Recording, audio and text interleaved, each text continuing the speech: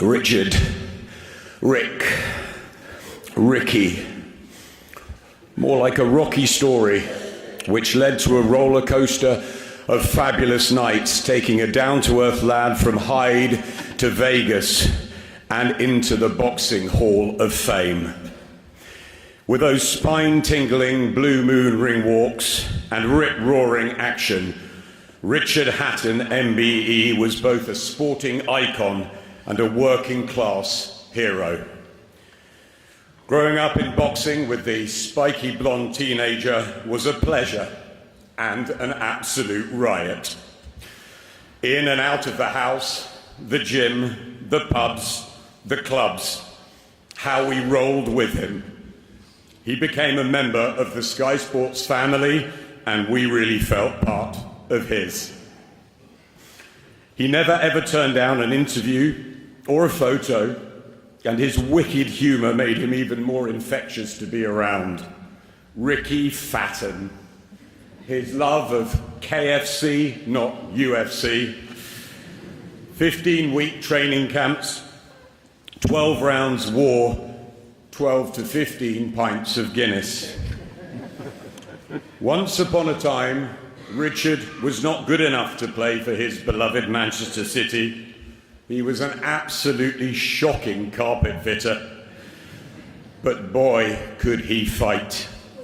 Ray and Carol were at boxing shows everywhere, bringing both Richard and Matthew through the toughest of sports.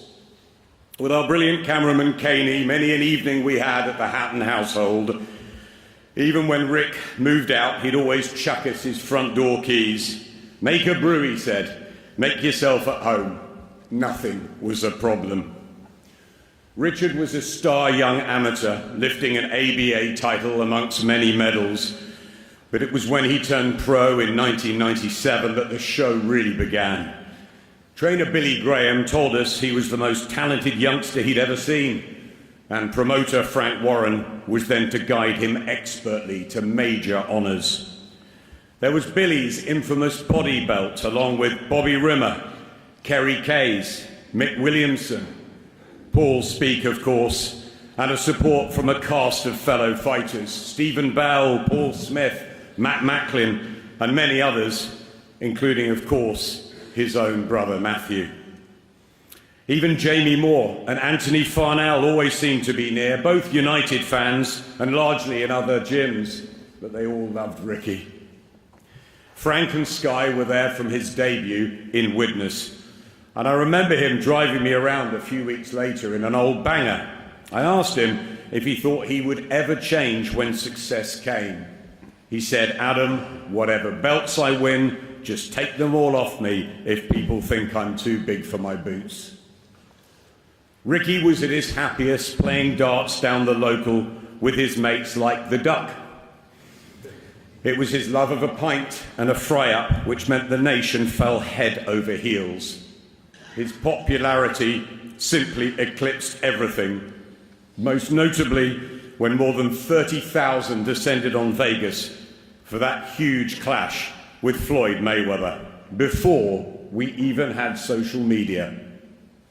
The hitman's mix of technical ability, aggression, and lethal body shots lit up boxing. Yes, he could get badly cut, like in his British title win against Jonathan Thaxton, but this just added to the appeal, and he got out of trouble with those venomous attacks, which meant increasing crowds and huge events. Ricky turned the Manchester arena behind us into his fortress, and he united this city. Which other Blue could have had Wayne Rooney carrying the belts? Liam and Noel did. Half of Corrie wanted to. Half of Manchester, you, me, we all craved being ringside, and for that night after. Ricky also inspired generations to come. I've seen them both here today. Anthony Croller, Dalton Smith, and others watched as kids high in the stands on Hatton fight nights. And we all remember the early hours of June the 5th, 2005, when Ricky dethroned Kostya Tszyu, forcing the pound-for-pound king to retire after 11 pulsating rounds and lifting the world light welterweight title, etched in fighting folklore forever. Rick promised me he'd be at my wedding the week later, and with Tenerife parties planned, I had my doubts. But of course he was there. And I'm sure many of you will have similar personal moments and memories looking through all the unprecedented outpouring of love. An American venture against Luis Collazo gave Ricky world titles in 2 weights. And after that stunning KO of Jose Luis Castillo, the hitman was unbeaten in 43 when he met Mayweather in a fight for the ages. The build-up was insane.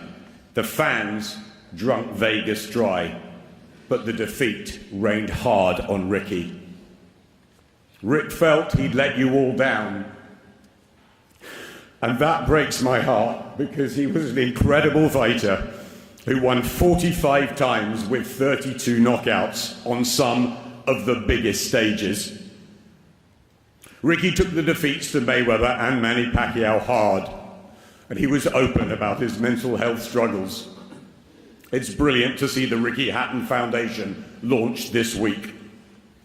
He became a promoter, a trainer, and a sensational after-dinner speaker.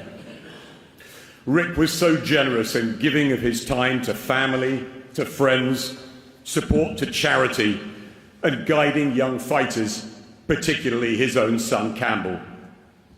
And it is Campbell we think of.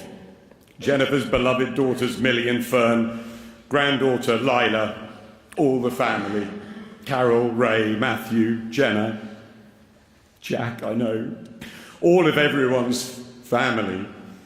We stand by you all today, all of us, and going forwards. Ricky Hatton's memory and legacy will live on through each of us. A warrior and a legend. I know, my friend, you never changed, and that's rare. Ricky was always Ricky, relatable and liked by anyone and everyone, the people's champion. I will forever love him, his fights, his friendship, his fun, his adoration of life. We all will. What a ride it was. There is and only ever will be one Ricky Hatton.